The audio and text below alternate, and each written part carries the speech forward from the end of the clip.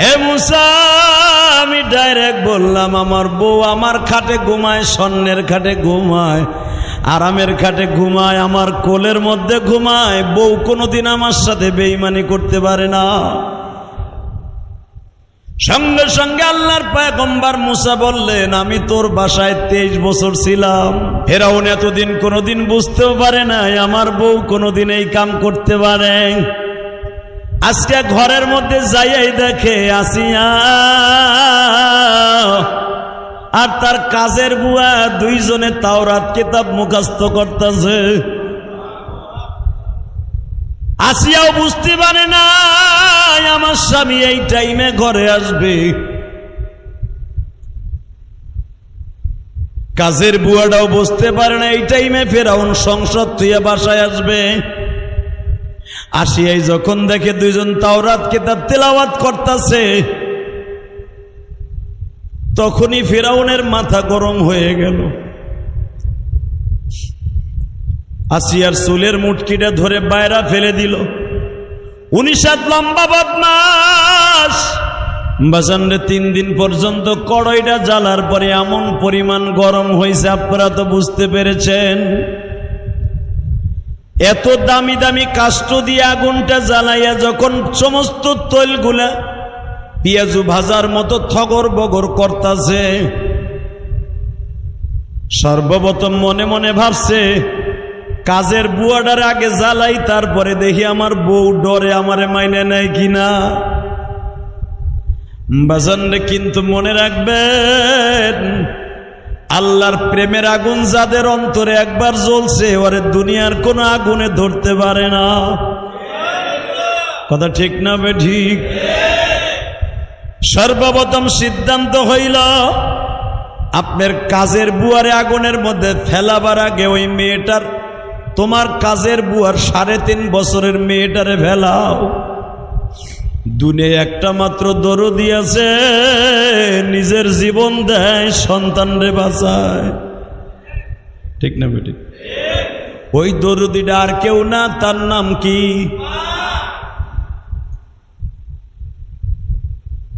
ফেরাউন দেখেন কেমন রাজনীতি করে। 3.5 বছরের বাচ্চাটাকে ধরিয়ে নিয়ে হাত পাও বাঁধিয়া কাজের বুয়ার সামনে আর আসিয়ার সামনে বলে, তোর মেয়েটাকে কিন্তু এখনই এই গরম তেলের মধ্যে ফেলে দিব। মা চিল্লায় আর বলে, আসিয়া আমাদের নবী মুসা কই? আল্লাহ রাব্বুল আলামিন কোরআনে ওই কথাই বলেন। সূরা আম্বিয়ার ভিতরে মুসারে তাকায়া দেখ, দুনিয়ার আগুনে আমার কাজের বুয়ার মেয়েটা ঠিকই ফেরাই হয়ে যাবে, কিন্তু আমার জান্নাতি হাউজে কাউসার দিয়ে আমি আর মেয়েটারে গোসল দিব।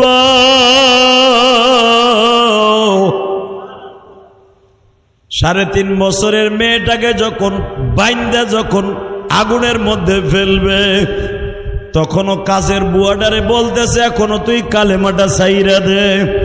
আমি আপনাদের সামনে বলতে চাই, ওই বুয়ারও কালেমা তোমারও কালেমা একই কালেমা। তার কালেমার তোমার কালেমা কিন্তু এক ছাড়া দুই না, একই কোয়ালিটির ইবাদত, একই আল্লাহ, একই ইসলাম, একই সব গো বাবা। 3.5 বছরের মেয়েটারে বেঈমান ছেড়ে দিল। মেয়েটা আগুনের মধ্যে পড়িয়াই মায়েরে ডাক দিছে, মাগো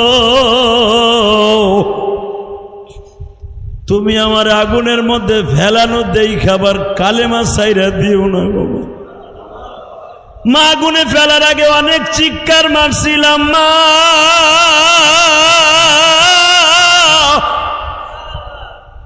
মনে করছিলাম এই তেলের মধ্যে বুঝি মৃত্যুর অনেক যন্ত্রণা গো মা, কিন্তু জানতাম না এই কড়ের ভিতর দিয়ে ডাইরেক্ট আমার মওলার বাড়ির রাস্তা গো মা।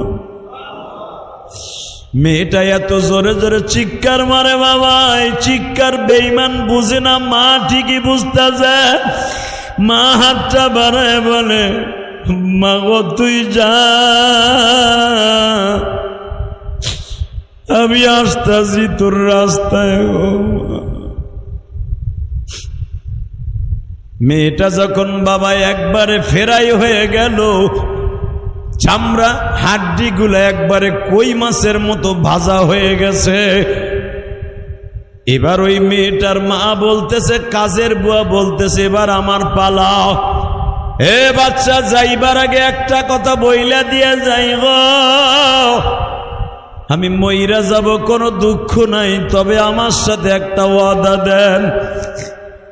আমার দুইটা মেয়ে একটা ছেলে, আমার স্বামী আর আমি সহ এই 5 জন সদস্যরে আপনি কই মাছের মতো ভাইজা ফেললেন। আমার মনে কোনো দুঃখ নাই, যদি আপনার বাড়ি অন্তত 18 বছর আমি কাজের বুয়া হিসাবে কাজ করছি, মুসা পয়গম্বরেরও খেদমত করছি, আপনার কাপড় চোপড়ও আমি ধুইয়া দিছি। আপনি একদিন আমার পরে খুশি হইয়া বলছিলেন, তুই আমার জামা কাপড় এমন ভাবে খেদমত করছস, বল তুই কি চাস। আমি একদিন বলছিলাম, আমি আজকে কিছু চামু না, একদিন চামু, সেদিন দিবেন কিনা। তখন আপনি খুশির আনন্দে বলছিলেন, তুই যেদিন যা চাবি আমি তাই দিব। আপনি ভাবতে পারেন আমি বাঁচার লেগে বলবো আমারে ছাইরে দেন না। ওই দিনকার ওয়াদা যদি আপনি খোদা হিসাবে ঠিক রাখেন, এই জনগণের খোদা হিসাবে, তাহলে আমার সাথে যে ওয়াদাটা ছিল, আপনি বলছিলেন যা চাবি তাই পাবি। আমি শুধু একটা জিনিস চাই, আমার ফ্যামিলিতে 5 জন সদস্য, আমরা 5 দিনে তো কই মাছের মতো ফেরাই হয়ে যাব, ভাজা হয়ে যাব। আমাদের এই ভাজা হাড্ডিগুলাকে আপনি ফেলে দিয়েন না, অন্তত মিনহা খলাকনাকুম ওয়া ফিহা নুঈদুকুম ওয়া মিনহা নুখরিজুকুম তারাতান উখরা। আমার আল্লাহ বলছে, এই মাটি থেকে তোরে বানাইছি, এই মাটির নিচেই নিয়ে আসবো। আমার মালিকের যদি কথা থাইকা থাকে, আমার হাড্ডিগুলা যা একবার ফেরাই হয়ে যাবে, বাজা হয়ে যাবে। আমার ছোট্ট মেয়ে তাসলিমার বডিটা আর আমার বডিটা তেলের থেকে উঠাইয়া আপনি ফেলে না দিয়ে মাটির নিচে দাফন করে দিয়েন, একটা গর্তের মধ্যে দাফন করে দিয়েন।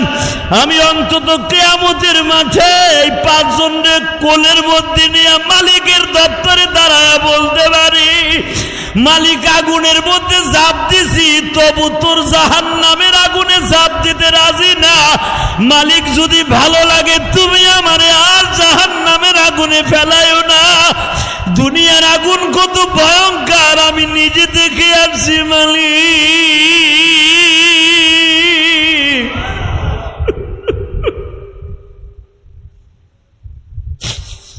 অন্তত আমার ছোট্ট আর 3.5 বছরের মেয়েটাকে আমি বুকের মধ্যে নিয়ে আমার মাওলার আদালতে হাজির হব।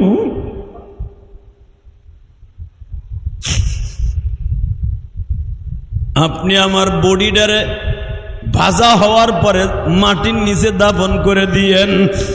বাজান, এখানে শেষ না, বুখারীর মধ্যে দেখবেন আনাস ইবনে মালিক বলেন, আমার নবী যখন মিশর সফর করতেছিলেন, যেখানে মেয়েদের 5টা লাশকে এক জায়গায় দাফন করা হয়েছিল, ফেরাউন কিন্তু তার ওয়াদা ঠিক রাখছিল।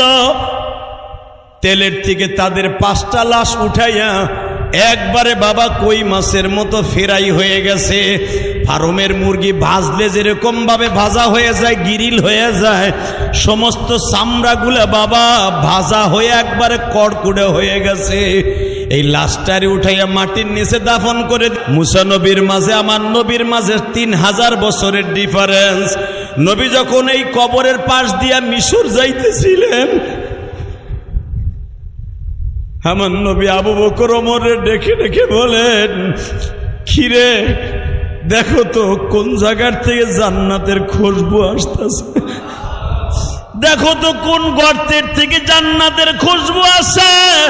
ওই দেশের বাচ্চাকে ডাক দিছে, ও বাচ্চা, এই জায়গার ইতিহাসটা কি?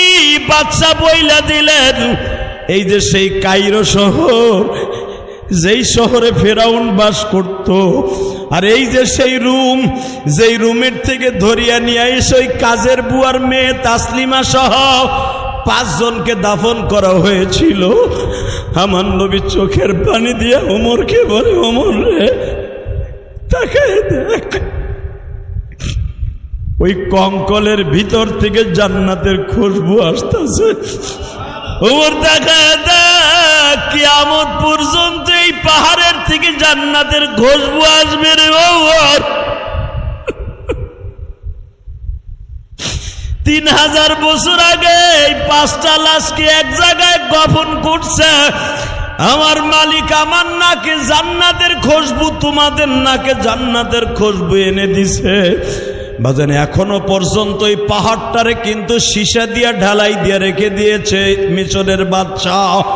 আমি আপনাদের খেদমত আরজ করতে চাই, কাজের বুয়া যদি সে জান্নাতের খুশবু লইয়া পাহাড়ের নিচে ঘুমায় থাকতে পারে, ঈমান রাখতে যাইয়া যদি কোনো মুহূর্তে কোনো বেঈমানের বিরুদ্ধে মোকাবেলা করার জন্য জীবন দিতে হয়, রাজি আছেন না নাই? 2025 সালের মে মাসের 2 তারিখ জুমার নামাজ পড়ার জন্য আল্লাহ আগে আগে এসে বসবার তৌফিক দান করেছেন। ওই মহান সত্তার শুকরিয়া জোরে সোরে বলি আলহামদুলিল্লাহ। প্রশংসা যখন করবেন খুব জোরে সোরে করবেন, কারণ আল্লাহ রাব্বুল আলামিন যখন দেখেন তার বান্দা একবার প্রশংসা করে, আসমান জমিনের মাঝে যত ফাঁকা জায়গা আছে নেকের দ্বারা আল্লাহ ভরপুর করে দেন। শুধু তাই নয়, রব্বুল আলামিন তার ফেরেশতাদের মাঝে গর্ব করতে থাকেন যে আমি মানুষকে বানাইতে চেয়েছিলাম, তোমরা মানুষ বানাইতে না করেছিলে। আজকে তাকিয়ে দেখো, মানুষ পবিত্র জুমার দিনে জুমার নামাজ পড়ার জন্য সব কাজ কাম ফেলে, ব্যবসা বাণিজ্য সব ফেলে রেখে, আদরের বিবি বাচ্চার সব সুখ সমৃদ্ধিকে বিদায় করে দিয়ে আমি আল্লাহর ঘরে আগে আগে এসে পাগলের মতো ছুটে এসছে। তোমরা তাকায় দেখো মানুষগুলো আমার কত পাগল। তখন ফেরেশতারা বলতে থাকে, রব্বুল আলামিন তারা কি আপনারাকে দেখেছে? না। তারা কিসের আশায় আপনারা এত ভালোবাসে? একমাত্র আমি রবকে পাওয়ার আশায়, জান্নাত পাইবার আশায়, মাপ পাওয়ার আশায়। ফেরেশতারা জিজ্ঞেস করে, আল্লাহ আপনারে তারা দেখে নাই, জান্নাত দেখেছে? না। জাহান্নাম দেখেছে? না।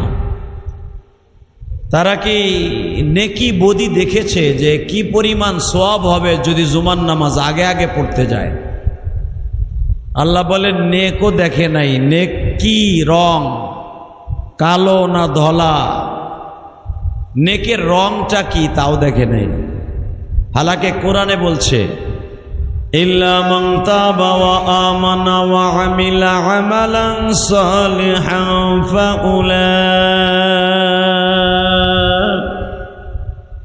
ফাউলাইকা ইউবাদদিলুল্লাহু সাইয়্যাতিহিম হাসানাত ওয়া কানাল্লাহু গফুরার রহিমা।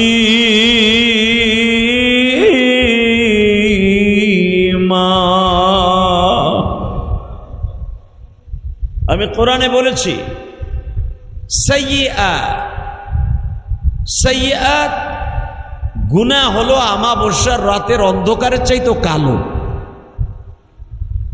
পৃথিবীতে গুনার মতো কালো জিনিস কিছুই নাই। তাহলে গুনাহ যদি কালো হয়, নেক অবশ্যই সাদা হবে। কথা ঠিক না বেটি? নেকের রং কি? সাদা। বলেন কি? এ কথা বোঝা যায় না? উত্তর দেন না কেন? নেকের রং কি? বদের রং? হ্যাঁ, যেদিন বিশ্বনবী বললেন নেকের রং হলো বদ, নেকের রং হলো সাদা, আবিয়াস সাদা, আর বদের রং হলো কালো। তো কালো চেহারার রং ছিল হযরতে বেলাল রাদিয়াল্লাহু তাআলা।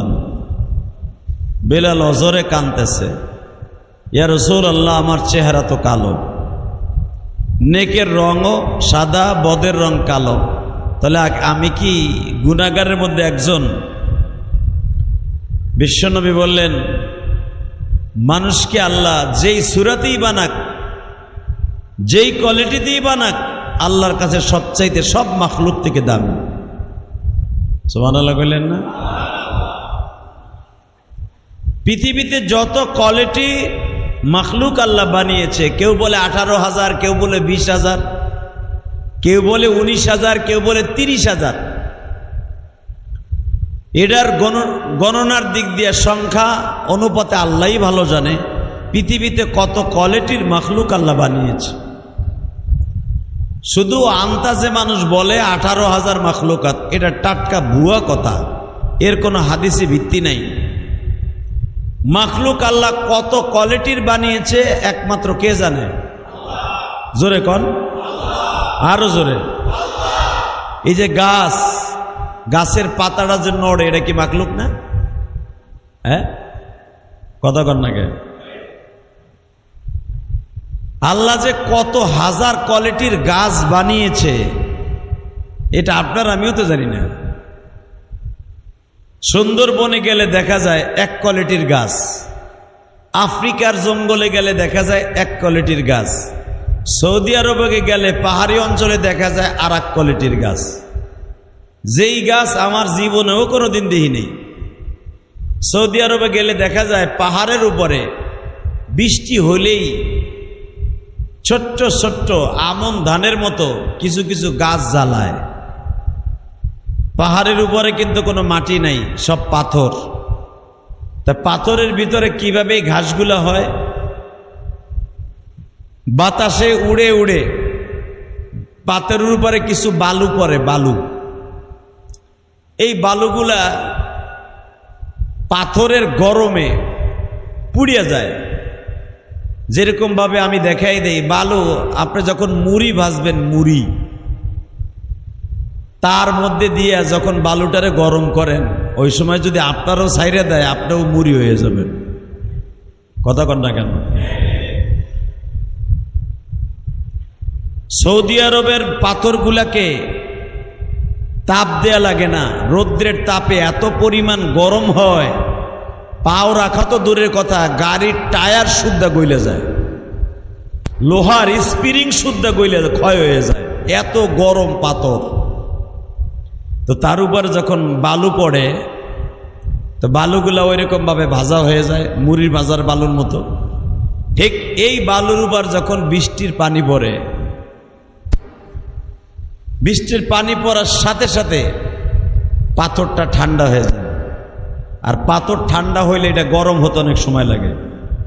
কথা বলেন না কেন? একদিনের ভিতরে এই বালুর উপরে বৃষ্টি হওয়ার কারণে এক রাতের ভিতরে গাছ জ্বালায়। গাছ, পাথরের উপরে গাছগুলা দেখতে, ঘাসগুলা দেখতে এত মজা লাগে। সুবহানাল্লাহ বিহামদি। এবার রমজানে দেখে আসলাম, কারণ শীতকালে আবার এটা বেশি হয়, কারণ শীতকালে পাথর ঠান্ডা থাকে, প্রচন্ড ঠান্ডা থাকে পাথর। বৃষ্টি হইলেই এই ঘাসগুলা জ্বালায়, দেখতে কি চমৎকার। গরমের কালে যায় দেখবেন, জাগো মাথায় চান্দি ছিলা, জাগো মাথায় চুল নাই, হ্যাঁ মাথা যে এরকম, প্রত্যেকটা পাহাড় ওই রকম, একবারে কিচ্ছু নাই। আল্লাহ রাব্বুল আলামিন বলেন, দুনিয়ার মানুষরে আমি কত হাজার কত কোয়ালিটির গাছ বানিয়েছি, পৃথিবীর কেউ জানে না নবীরা ছাড়া। 18,000 মাখলুকাত, 30,000 মাখলুকাত, 1 লক্ষ মাখলুকাত একমাত্র আমি রব জানি। যত মাখলুক আমি বানিয়েছি তার মধ্যে সবচাইতে সুন্দর চেহারা দিয়া, সুন্দর অভয় দিয়া, সুন্দর চরিত্র দিয়া, সুন্দর গঠন দিয়া আমি রব্বুল আলামিন মানুষ বানিয়েছি।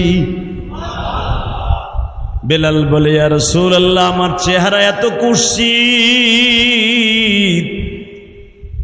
চুলগুলা মনে হয় গুয়ার সোবলার মতোর মাথার মধ্যে লাগায় রাখছে রব। চুলগুলা কোকড়ানো কোকড়ানো, দেখতে কি অদ্ভুত দেখা যায় গো নবী। আমার চেহারাটা এত কালো, আমি রবের কাছে কেমনে জবাব দিব? গুনার রঙও কালো, আমার চেহারাও কালো। আমার নবী বলে, বেলাল রে, হইতে পারস তুই কালো, তোর অন্তরটা আমার মালিক বানাইছে অনেক ভালো। ঠিক না বেঠিক? দেখবেন যাদের চেহারা বেশি সুন্দর এদের ভিতরে অহংকার বেশি। কথা কর না কেন? মানুষ অহংকার করে তিনটা জিনিসের। কয়টা? জোরে কন, আরো জোরে। কয়টা?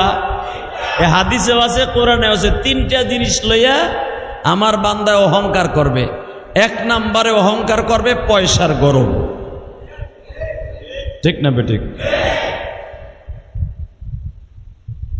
লাল মেয়ার পোলা দলা মেয়া, পয়সা নাই, সমাজে আর চাইরেনের দাম নাই। কথা কন না কেন? আগে দাদায় বড় লোক আসিল, 500 মনে 700 মনের নৌকা আসিল 10টা, তারে সবাই নাম দিছে, নাম হলো শেখ, হ্যাঁ নাম দিছে ব্যাপারী। কথা কন না কেন? বংশ হলো শেখ বংশ, ব্যবসায় এত বড় নৌকা থাকার কারণে তার নাম হয়ে গেছে ব্যাপারী সাহেব। কথা কন না কেন? শেখ বাদ, এখন ব্যাপারী। দাদায় ব্যাপারী আসিল, নাতিরা ওই দাদার মতো চলাচলতি দেখাইতে চায়, এলাকার মানুষ দেখে আরে ফকিন্নির পোলা। বড়লোক আসিল, তোর দাদাই আসিল, এখন তুই না। কথা কন না কে? ঠিক আল্লাহ পাক বলেন, মানুষ এক নম্বরে অহংকার করবে সম্পদের, শক্তির। 2 নম্বরে অহংকার করবে মানুষ বংশের, বংশ। বুঝেন না আমার কথা? কারো বংশে যদি লাঠি থাকে, দেখবেন কারো ঘরে যদি গ্রামের বাড়িতে বংশে অনেক মানুষ আছে, তারা হাটে বাজারে গেলে, বেটা কথা ঠিক মতো কবি, আমরা কিন্তু মোল্লা বংশের পোলা, পয়সা না থাকতে পারে পিডাইয়া কিন্তু লুলা বানায় হলাম। কথা কর না কেন? আমার নাই, আমার বংশের বড় পয়সার অভাব নাই, বেটা হইতে পারে আমি ফকিন্নির পোলা, কিন্তু আমার বংশের লাঠির অভাব নাই, মনে রাখবি। ঠিক না বেঠিক? আর একটা হলো মানুষের চেহারার গরম। সৌন্দর্য যত ভালো হয়, দেখবেন সে সমাজের ভিতরে খুব অহংকারী দেখায়। বেশিরভাগ চেহারা সুন্দর মহিলা গো হইলে অহংকার বাইরে যায়।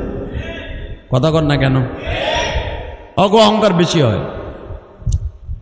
দেখেন না, ইদানিং ইউটিউবে দেখা যায়, ফেসবুকে দেখা যায়, চেহারা যখন সুন্দর হয়, এক এক মহিলা ইউটিউবের সামনে বলে, আমি এমন একটা বেটার কাছে বিয়া বমু যে এই বেটার মাসে 10 লাখ টাকা ইনকাম থাকতে হইব। ফকিন্নির মাইয়া, পতিতা কোথাকার। কথা বলেন না কেন?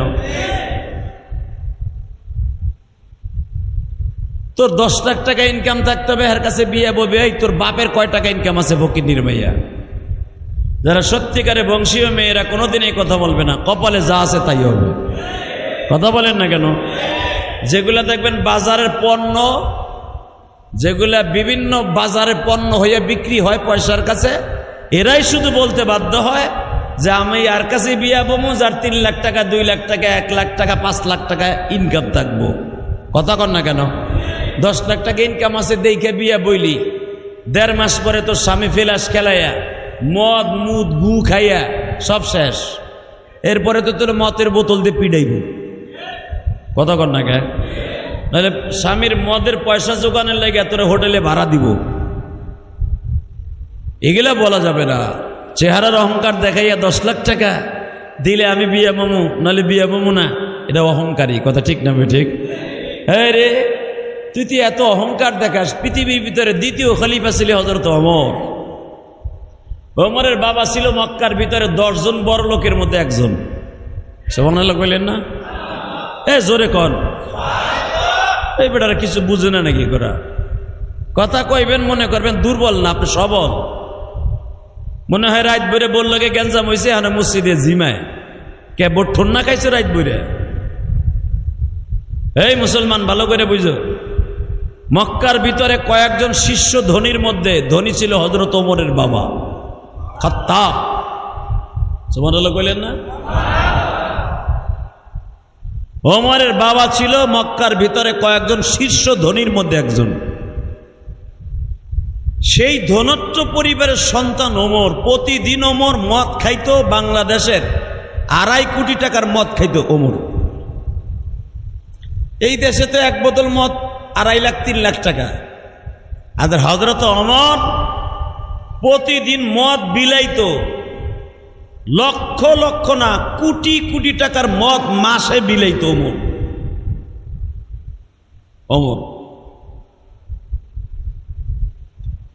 ওমর রাদিয়াল্লাহু ভাই ছিল 4 জন। তার ভিতরে সবচেয়ে সুদর্শন এবং সবচেয়ে শক্তিশালী, ব্রেনের দিক দিয়ে, টাকার দিক দিয়ে সবচেয়ে উচ্চঙ্গের বিলিশাতের দিক দিয়ে ছিল হযরত ওমর।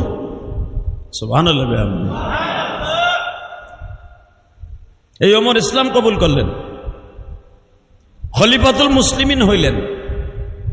খলিফাতুল মুসলিমিন হওয়ার পরে এই যে বাইতুল মুকাদ্দাস দেখতেছেন, এই বাইতুল মুকাদ্দাস কিন্তু হযরত ওমর বিজয় লাভ করছে। ওমরের হাতে এটা স্বাধীন হয়েছে। মারহাবা বলতে পারলেন না? ওমর যখন খলিফাতুল মুসলিমিন, ওমরের 12 বছরের জীবনে ওমর মদিনার গভর্নর ছিলেন 12 বছর, 12 বছরের উপরে। মারহাবা বলেন। 12 বছরের জীবনে এক যুগের মধ্যে হযরত ওমর কোনদিন কারো সামনে মাথা নত করে নাই।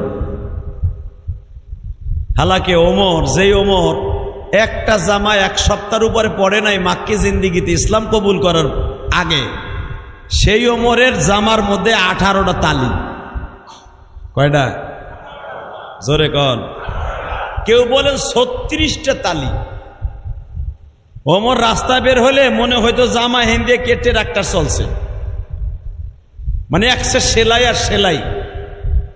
ওমর নিজের জামা তার বউরেও ধুইতে দিতেন না, কাজের বুয়ারে ধুইতে দিতেন না, তার ছেলে আব্দুল্লাহরেও ধুইতে দিতেন না, এবং ওনার জামা কাউকে ধুইতে দিতেন না। সমস্ত মুহাদ্দিসরা একই হাদিসের একই কওল, কেন ওমর তার জামা অন্যরে ধুইতে দিতেন না? তার মানে আপনার জামাটা আপনি যেইভাবে যত্ন করে ধুইবেন, আপনার ঘরের এত সুন্দর বউ, যারে আপনি চুরি চুট্টামি বদমাইশি লুচ্চামি সব কইরা হারাম শুয়ার ভাবে কামাইয়াও বউরে সুখে রাখতে চান, ঠিক না বেঠিক? আপনি বউ লইয়ে বেড়াইতে যাইতেছেন, আপনি মগায় ব্যাগ ধরেন, মগিরে কোনো কাম করতে দেন না, ঠিক না বেঠিক? বেড়াইতে যাইতেছেন, আগে বউরে ধাক্কাই আপনি উঠেন, এরপরে আপনি উঠেন। তার মানে ওইটার আপনি আগে হেফাজত করেন, কথা ঠিক না বেঠিক? নৌকায় ওঠার আগে আপনার বউরে আগে উঠেন না, আপনি আগে উঠেন। হ্যাঁ, মাঝে মাঝে আপনি উঠেন কি লিগা?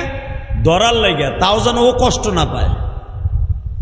ঠিক হযরত ওমর এত সাদের বউ, বউরে দিয়েও কাপড় চোপড়টা ধোয়াইতেন না। কারণটা কি? ওমরের জামা এতই নরম ছিল, আপনার বউ আপনার জামাটা তো যত্ন করে ধুইব না, আপনার জামা যেমনি যত্ন করে আপনি ধুইবেন। কথা কন না কেন? আপনার কাজের বুয়া 1 লাখ টাকা দিয়েও যদি মাসে রাখেন, আপনার জামাটা ওই দরদ নিয়ে ধুইব না যেই দরদ নিয়ে আপনি ধুইবেন। হযরত ওমর কাউকে দিয়ে নিজের পাঞ্জাবি জুব্বা ধোয়াইতেন না। আব্দুল্লাহ বলতেন, বাবা গো আমি তোমার কাপড়টা ধুয়ে দেই। ওমরের জামাটা এতই দুর্বল ছিল গো বাবা, ধুইতে গেলেই যে জায়গায় খাসা দিত ওই জায়গার থেকে ফাইসা যাইত। অর্ধজাহানের খলিফা হযরত ওমর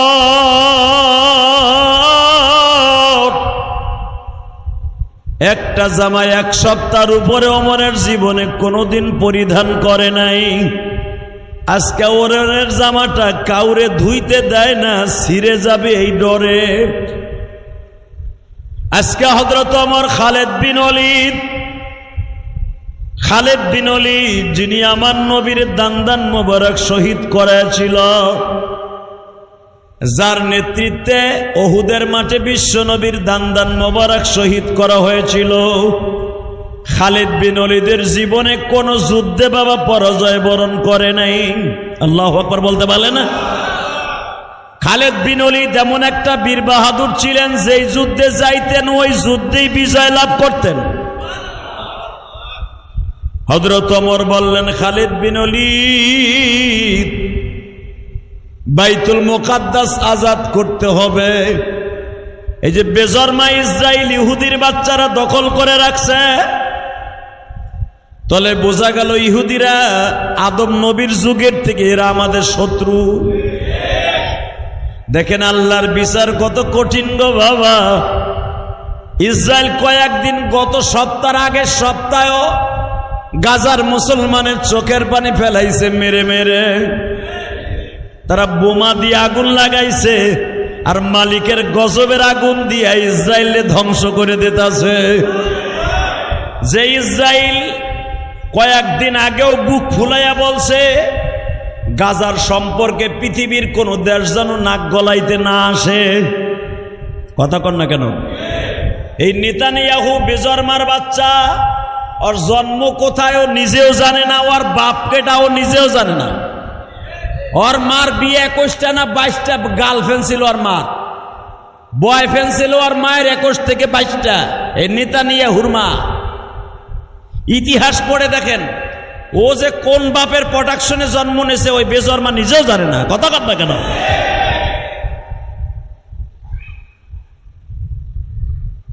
আর ইহুদির বাচ্চারা কুত্তা লইয়াও ঘুমায়। হইতে পারে নেতানিয়াহু কুত্তার প্রোডাকশনে জন্ম নিতে পারে। কথা কন না কেন? ওর চরিত্র দেখছেন? পৃথিবীর এত বড় জালিম পৃথিবীর কোন দেশের বাচ্চা না। ও যেরকম জালিম কুত্তার মতো পুরাটা স্বভাব। 2 সপ্তাহ আগে ওই কুত্তাটাই বলছে গাজার সম্পর্কে, ফিলিস্তিন সম্পর্কে কেহ নাক গলাইতে আসবেন না, বলছে না?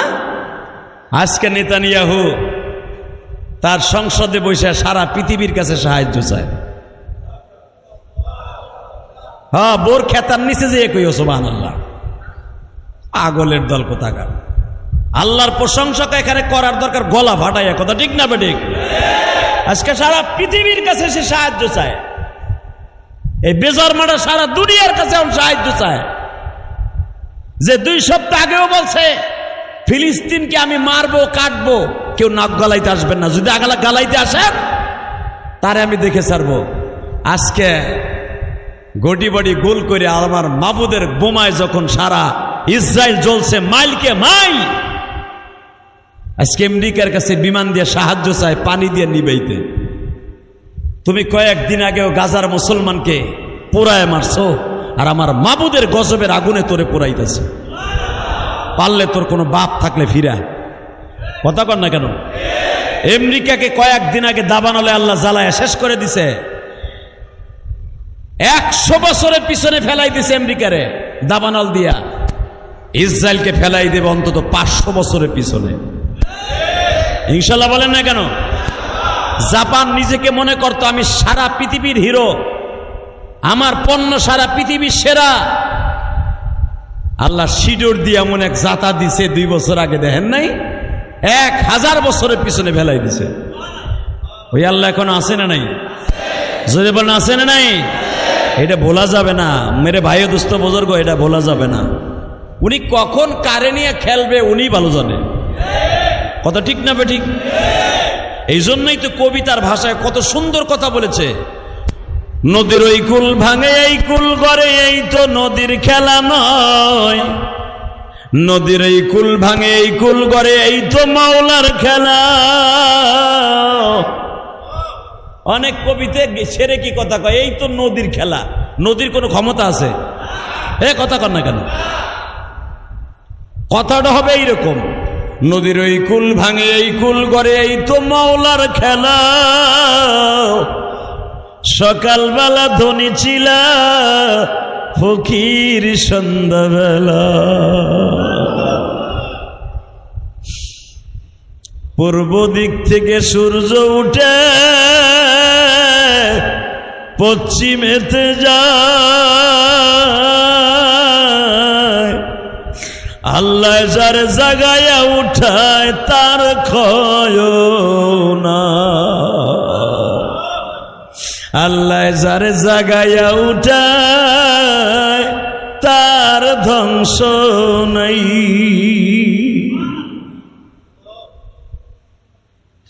কত সুন্দর ছিল বাবা এই জগতের বাদশা জমিনে, সবাই কিন্তু শুয়ে গেছে মাটির নিচে। সাত মুল্লুকের বাদশা ছিল বাদশা সিকান্দার, সেও একদিন চইলা গেছে কবর মাজার। নদীর কুল ভাঙে কুল গলে এই তো মওলার খেলা, সকাল বেলার ধ্বনি তুমি ফকির সন্ধ্যা বেলা।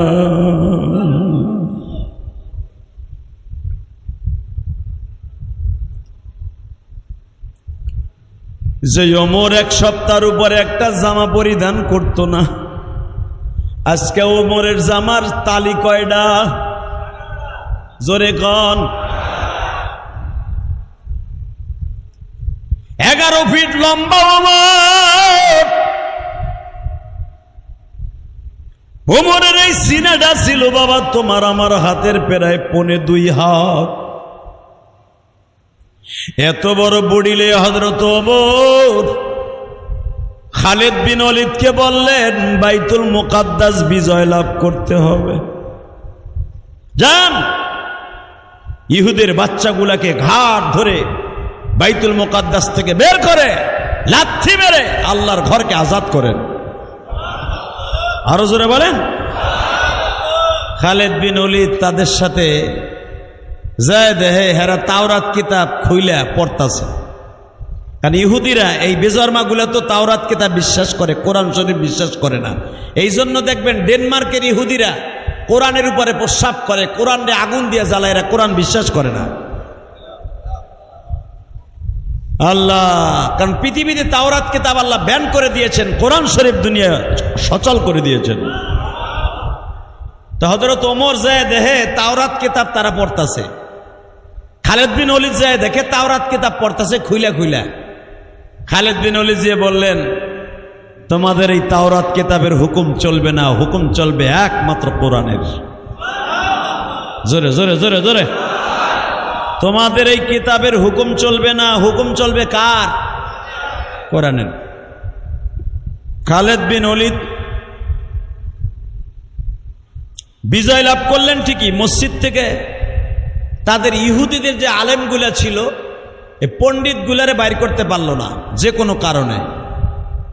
হযরত ওমর চিন্তা করলেন, ওমরের কাছে খালিদ বিন ওয়ালিদ চিঠি পাঠাইলেন, হুজুর আমি তো খালিদ বিন ওয়ালিদ, আমি তো পুরা বাইতুল মুকাদ্দাস পরিষ্কার করছি, কিন্তু ওরা বাইতুল মুকাদ্দাসের বারান্দায় বইয়া বইয়া তাওরাত কিতাবের দাওয়াত দিচ্ছে। হযরত ওমর বলেন তুমি অপেক্ষা করো, আমি ওমর আসতেছি। যখন ওমর যাচ্ছে, সুবহানাল্লাহ বিহামদিহি, মনে রাখবেন ওমর যেই রাস্তা দিয়ে চলতেন ওই রাস্তায় শয়তানও দাঁড়াইতো না, শয়তান প্রায় 100 মাইল দূরে চলে যেত। ওমরের ইমানি জজবা এত বেশি ছিল।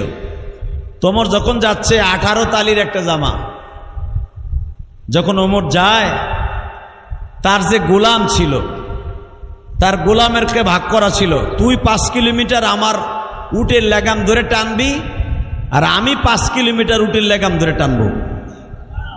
তো জেরুজালেমের এই বেজারমা ইহুদিগুলা যেই সময় হযরত ওমর জেরুজালেমে ঢুকবে, অর্থাৎ বাইতুল মুকাদ্দাসের সীমারেখায় ঢুকবে, ওই টাইমে ওমরের পালায় পড়ে গেছে উটের লাগাম ধরে টানা, আর তার গোলাম হলো উটের উপরে, আর ওমর হলো উটের রশি ধরে টানতেছে। তো সবাই যে উটের উপরে যে বসায় হেরেই তো মনে করছে এডি ওমর। সবাই যে ওমরের ফুলের মালা দিতেছে, ওমরের গোলাম এত চিল্লাইতেছে যে ভাই আমি ওমর না, ওমর হলো রশি। ওমর বলতেছে উসকো সুকুতাম মাফি ওয়াক্তিম্মা, কথা বলবি না, এই সম্মান তোরে আল্লাহ দিছে, তুই চুপ করে থাক। সুবহানাল্লাহ কইলেন না? এখানে যদি আমি ইলিয়াস রহমান জিহাদি হইতাম, কারণ আমার এই গত বছর যে ড্রাইভার ছিল ওটাও তো আলেম, ও হাফেজ মৌলানা, আবার ড্রাইভার, আবার বক্তাও আমার মতো বক্তা। আমার লাগে অনেক মাহফিলে দ্বিতীয় বক্তা রয়েছে। এখন ওই যদি কেউ যেন কোন এলাকায় গেছে, যদি যাইয়া ও পাট লাইলিয়াস রহমান জেহাদের, আমি যদি দেখতাম যে ও পাট লইছে আমার পাট, আমার তো মেজাজ গরম হয়ে ঘুষাইয়া ড্রাইভারিতে নামে কইতাম নাম, ও চাকরি করে ড্রাইভারি পাট লইছে ইলিয়াস রহমান জেহাদের, ঠিক না বেঠিক? এটা আমি হইলে কইতাম। আর ওমর অর্ধজাহানের খলিফা, যার জামানায় বাঘে কোনোদিন একটা ছাগলের গায়ে আঘাত করতে সাহস পায় না। আফ্রিকার জঙ্গলে যে ওমর বলে দিয়ে আসছে, একদিন আমি খাত্তাবের বলে আগে ছিলাম জানোয়ার, তোদের মতো জানোয়ার ছিলাম, আমার পরে কোনো শরিয়াত ছিল না, তোদের পরে যেরকম শরিয়াত নাই, আমি ওমরের পরে জানোয়ার ছিলাম, আমার কোনো শরিয়াত ছিল না। আমি যেদিন থেকে শরিয়াত প্রণেতার হাতে, মুহাম্মদ এন্ড দ্য পারফেক্ট, মুহাম্মাদের হাতে আমার আলোর দিশারি পেয়েছি, সেদিন থেকে আমি ওয়াদা করেছি আমি কোনোদিন অন্যায় করব না, কেউ অন্যায় করলে তারে ছাড়ব না। তুইও আল্লাহর মাখলুক, আমিও আল্লাহর মাখলুক। তোর মালিকরে বলে দিস অন্তত আমার মৃত্যুর আগ পর্যন্ত কোনো একটা বাঘে অন্যায়ভাবে কোনো ছাগলের গায়ে আঘাত করবে, আমি ওমর তাকে কাঠগড়ায় দাঁড় করায় বিচার করব। বাঘের নিয়ন্ত্রণের জন্য আল্লাহ বনের মধ্যে ফেরেশতা লাগাই দিছে। সুবহানাল্লাহ বিহামদিহি। ওমরের কথার এতই রূপ যে আল্লাহ রাব্বুল আলামিন ওমরের জামানায় বাঘের নিয়ন্ত্রণের জন্য ফেরেশতা বানায় রেখে দিয়েছে। আল্লাহ। হযরত ওমর নীতির পরে অটল। তো যেই সময় ঢুকবে জেরুজালেমে, এই টাইমে তার গোলাম হলো উটের উপরে, ওমর হলো রশি ধরে টানে। সবাই তার গোলামরে ফুলের মালা দেয়, লাল গালিচা দেয়, একবারে পিঠির উপরে নামায়। ওমরের গোলাম লজ্জায় একবার সাদা হয়ে গেছে। ওমর বললেন, কথা বলবি না, এই সম্মান আল্লাহ তোরে দিছে। তা নাহলে ইচ্ছা করলে তো এই 5 কিলোমিটার আমার ভাগ্যে পড়তে পারতো। 5 কিলো করে তুই উটের লাগাম ধরে টানবি, আমি লাগাম ধরে টানবো, তো এই 5 কিলো তোর ভাগ্যে পড়লো কেন? এটা উপরের থেকে পাস হয়েছে, খবরদার কথা কবি না, চুপ চুপ। যখন নামছে, ইহুদের বাচ্চারা যারা দেখছে যেই মানুষটা তার গোলামরে এত বড় সম্মানের অধিকারী করতে পারে, এই মানুষটার সাথে যুদ্ধ করে পারা যাবে না। এই মানুষটার আখলাকে পৃথিবীর শ্রেষ্ঠ আখলাক। আর এই মানুষটারে যে অমানুষটারে মানুষ বানিয়েছে, ওই মানুষটা না জানি কত সুন্দর ছিল। লাকাদ খালাকনাল ইনসানা ফি আহসানি তাকওয়িম লাকাদ কানা লাকুম ফি রাসূলিল্লাহি উসওয়াতুন হাসানাহ। তোমাদের জন্য উত্তম আদর্শের জন্য তোমার নবীর আদর্শ উত্তম আদর্শ। এই ওমরের ভিতর যদি এত সুন্দর খাসলাত হতে পারে, অর্ধজাহানের খলিফা, তার জামার মধ্যে 18টা 19টা 30টার মতো তালি। সুবহানাল্লাহ বিহামদিহি। তার গোলাম রেশে এত বড় সম্মান দিছে যে তার বেতনভুক্ত কর্মচারী তারে এত সম্মান দিছে, না জানি তার নবী কত সম্মানের মালিক ছিল। সুবহানাল্লাহ বিহামদিহি, সুবহানাল্লাহ বিহামদিহি। ওমরকে জিজ্ঞেস করা হলো, আচ্ছা আপনার জামার মধ্যে এত তালিকা, এত তালিকা, আপনি বলে এত বড় বাদশা, আপনার বাবা ছিল এত বড় ধনী, আপনার ভাই বেরাদার এখনো পর্যন্ত মক্কায় এত ধনী, তা আপনি এরকম কে? ওমর বলতেছে, তোমরা কি জানো না আমার বিশ্ব নবী, আমার নবীর জামাও ছিল একটা। সুবহানাল্লাহ বিহামদিহি। আমার নবীর জামা ছিল একটা। হযরত ওমর তার জীবনের বিনিময়ে তার নবীকে ভালোবেসেছে, তার জীবন দিয়ে তার নবীরে ভালোবেসেছে। ওমর যদি শুনতো কোনোদিন তার নবীর গায়ে একটা লগের আঁচড় পড়ছে, ওমর ওই নগের আঁচড়টাকে তার জিহ্বা দিয়ে উঠাইত। ইহুদিরা হযরত ওমরের হাতে বাইতুল মুকাদ্দাসের চাবি ছাইরা দিয়া কয়, আপনার মতো নেতার কাছে পৃথিবীর কোন নেতা কুলাবে না। আপনারা জানেন ওমরের জামানায়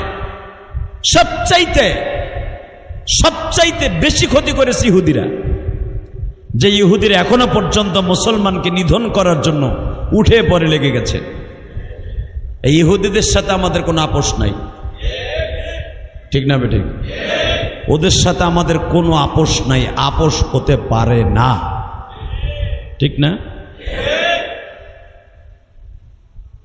মেরে ভাই দোস্ত বুজুর্গ ভালো করে বুঝবেন।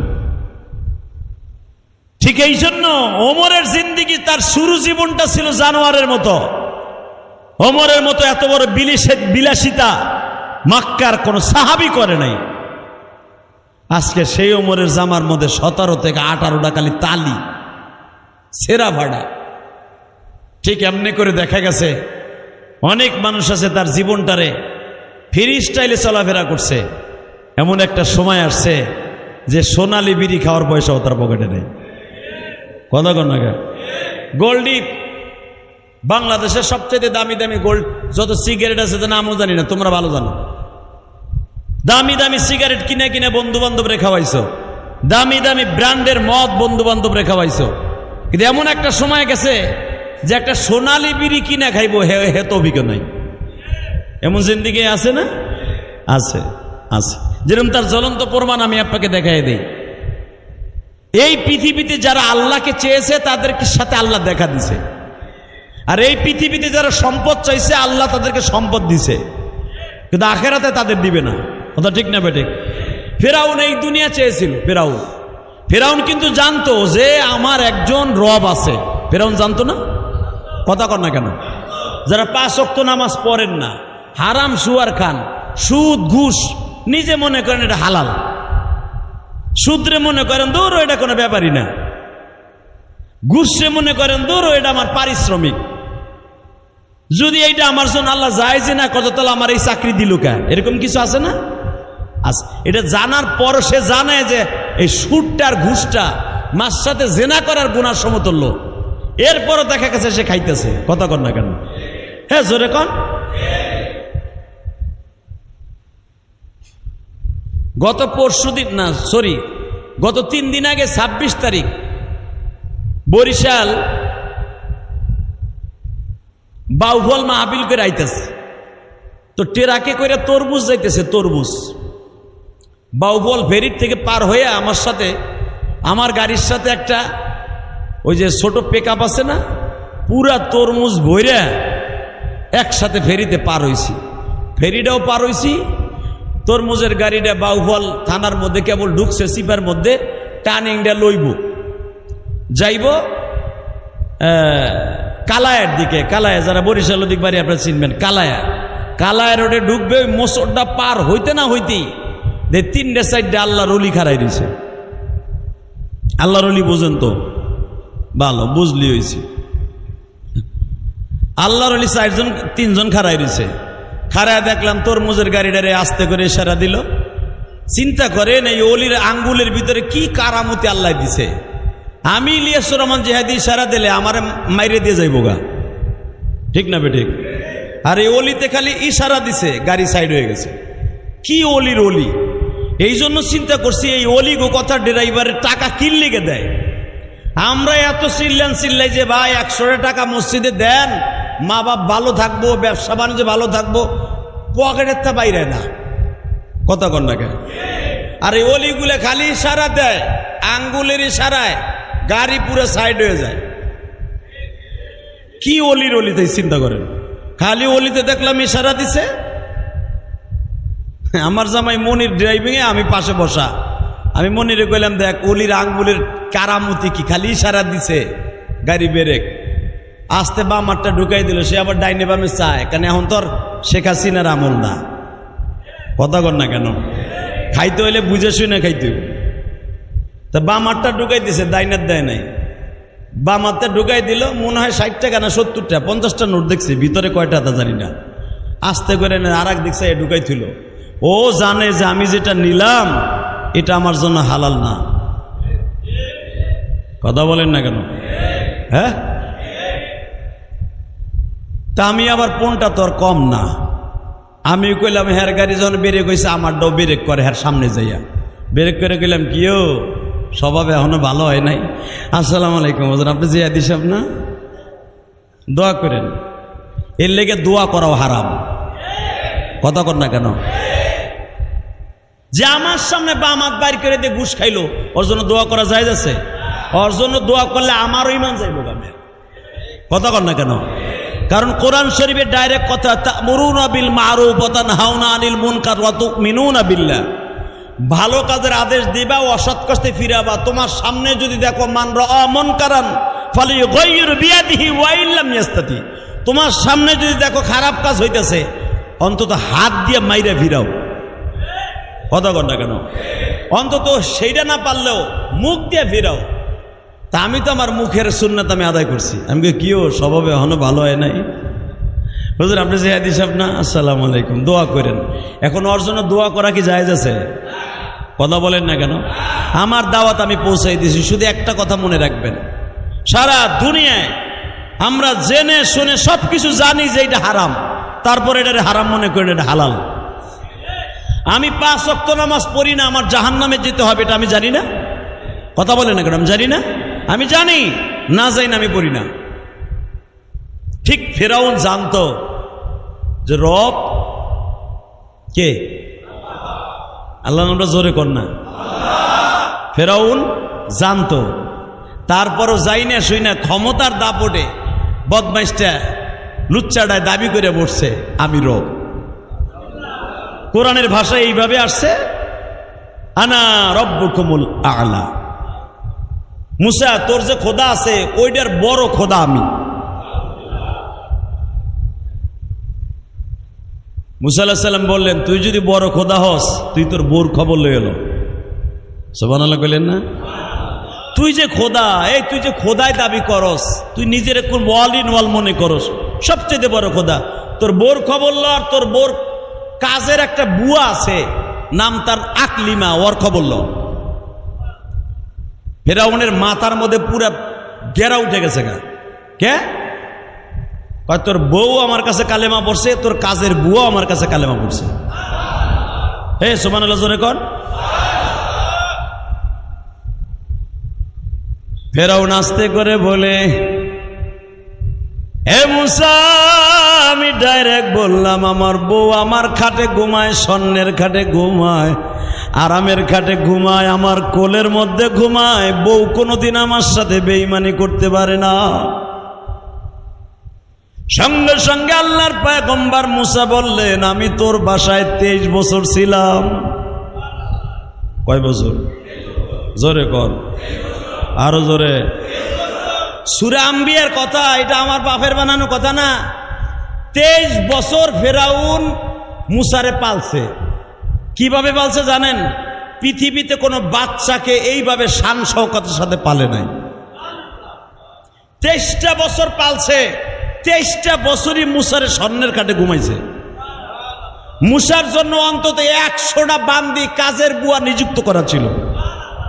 মুসা আলাইহিস সালাম মাছের কাঁটা বাইসা খাইতেন না, মাছের কাঁটা বাইসা দেওয়ার জন্য একটা বান্দি নিযুক্ত করা ছিল। মুসা আলাইহিস সালাম যত সময় খাবার খাবে, স্বর্ণের গ্লাসটা হাতে নিয়ে বসে থাকার মতো 5টা বান্দি ছিল।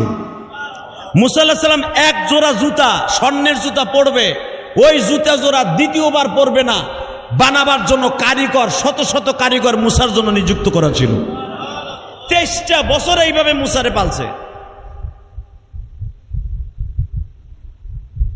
ডিক্লারেশন দিলেন, এই বদমাইশ মুসা, এই বদমাইশ, নাউজুবিল্লাহ, বদমাইশ ফেরাউই না, তুই খবর লয়ে দেখ, তোর বিবি আর তোর কাজের বুয়া আমার কাছে কালেমা পড়ছে। ফেরাউন তো বুঝেন মেজাজ খুব গরম, একটা দৌড় দিয়ে বুরগার গেছে, যাই দেখে আসিয়া তখন তাওরাত কিতাব তেলাওয়াত করতেছে। সুবহানাল্লাহ বলে মসজিদ ভাড়ায় আলাই দেবে। এখন এক হিসাবে দেখা গেল পৃথিবীর কেউ কারো বান্ধবী না, ঠিক না বেঠিক? যদিও আসিয়া আল্লাহর হুকুম পালন করার জন্য মুসাকে নবী মানছে, তো স্বামীরটা খাইয়া, স্বামীর সাথে সব কিছু করিয়া দেখা গেছে অনেক স্ত্রী আছে, সব কিছু ঠিক আছে, এত কষ্টের স্বামী, এত কষ্টের সব, স্বামীর লগে সম্পর্ক ভালো নাই, তার নাঙের লগে সম্পর্ক ভালো আছে। এর মাঝে না নাই অনেক মহিলার পরকি আছে না? হ্যাঁ, জোরে কর না কেন মিয়া? আপনারা তো আল্লাহর ওলি, আপনাকে বউরা তো করে না। যারা করে অক্কাশে সবক লয়ে দেন, ওই বেটা কত যন্ত্রণার মধ্যে আছে। কথা কর না কেন? এক পুলিশ দেখছেন না ফেসবুকে কালকে, তার বউরে আস্তে আস্তে আস্তে করে চিংড়ি মাছের মতো কোবায় কোবায় ভাগা দিছে। সাংবাদিকরা জিজ্ঞেস করছে, এইভাবে বউরে মারলেন কে? আপনার আইনের লোক? তত্তর বেড়া আইন, আইন তো মানুষই বানায় বেড়া, তো মানুষে বানায়। আমি পুলিশে আমার বউরে আমি ঠিক করতে পারি নাই, আমার বউ অন্তত পরকিয়া করে। আমার কষ্টের টাকা দিয়ে, আমার এত কষ্টের রাত দিন 24 ঘন্টা মেহনত করে কামাইয়া বউরে এনে দেই, এই বউ তার মামা তো বাইর লগে পরকিয়া করবে, আর ওরে আমি দুনিয়ায় রাখবো? চাকরি গোল্লায় যাবগা, ওরে আগে শেষ করে লই। কথা কর না কেন? ওই একজন কয় সুবহানাল্লাহ, পুলিশের বউ পরকিয়া করছে, হে কয় সুবহানাল্লাহ।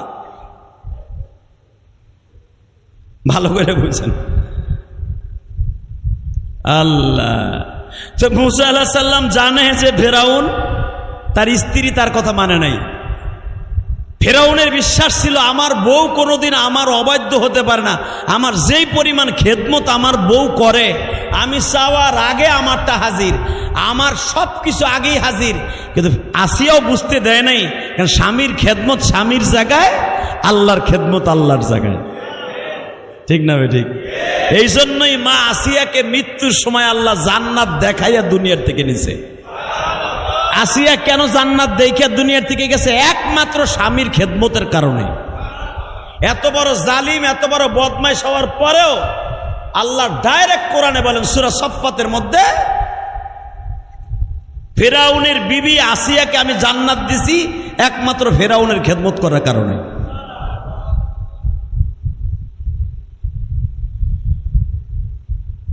ফেরাউন এতদিন কোনোদিন বুঝতেও পারে না আমার বউ কোনোদিন এই কাম করতে পারে। আজকে ঘরের মধ্যে যাইয়াই দেখে আসিয়া আর তার কাজের বুয়া দুইজনে তাওরাত কিতাব মুখস্থ করতেছে। আসিয়াও বুঝতে পারে না আমার স্বামী এই টাইমে ঘরে আসবে। কাজের বুয়াটাও বুঝতে পারে না এই টাইমে ফেরাউন সংসদ তুইয়া বাসায় আসবে। আসিয়াই যখন দেখে দুইজন তাওরাত কিতাব তেলাওয়াত করতেছে, তখনই ফেরাউনের মাথা গরম হয়ে গেল। আসিয়ার চুলের মুটকিটা ধরে বাইরা ফেলে দিল। 19 হাত লম্বা বদমাশ। আপনাদের প্রশ্ন আসতে পারে, কারণ ফেরাউনের লাশ তো মিশরে আমিও দেখছি, 2013 সালে আমি দেখছি। ফেরাউন পানির মধ্যে 3000 বছর পরে থাকার কারণে ফেরাউনের লোনা পানিতে হয়তো আর বডি ঘুষাইয়া মমি করার কারণে ছোট হয়েছে, ও কিন্তু 19 হাত লম্বা। এই বদমাইশ মা আসিয়ারে ধরে এমন জোরে একটা আছাড় মারছে, মা আসিয়া একটা চিৎকার দিয়ে বলে, যখন জেনেই ফেলেছ আমি এক খোদাকে বিশ্বাস করি, নবী মুসাকে আমি নবী বলে স্বীকার করেছি, আমি তোমারে চাই না, আমি আমার মাওলারে চাই। আপনারা জানেন আসিয়াকে 3 মাস জেল খাটতে হয়েছে। কয় মাস? 3 মাসের মধ্যে আসিয়াকে এক ঢোক পানিও দেয় নাই শয়তান। কিন্তু দুনিয়ার মানুষ কাউরে না দিলে রব দেয় কি দেয় না?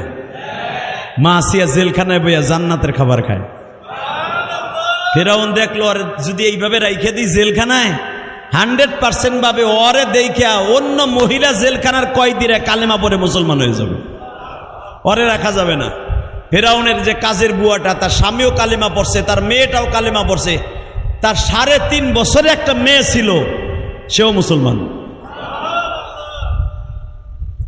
আপনার জানা আছে পুরা ফ্যামিলি আসিয়া সহ কেমনে মারবে?